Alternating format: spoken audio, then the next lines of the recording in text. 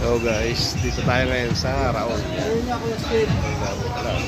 Pwede naman daw nga, sabi naman nila, talagang hindi ka naman pwede. Ano lang Dito tayo. Raon tayo sa Raon. Ayun. Paano lang. Papayos tayo ng pan ng exhaust. Papayos tayo ng pan ng exhaust.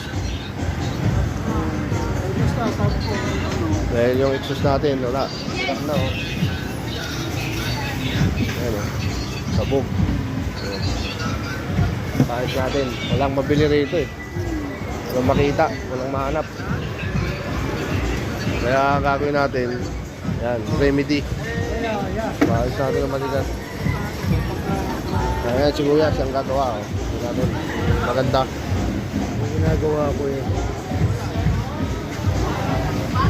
Kung hindi ko tatang gusto yun, pag hindi yung ginagawa ko eh. Okay lang din naman. Okay lang din. Yung water pump yan, may mga blower din yan. Hindi yun. Exhaust pa nata yan eh. Oo, exhaust pa nga. Paigop. Oo. Paigop ano. Kaya sabi niya, ito yung ginawa ko.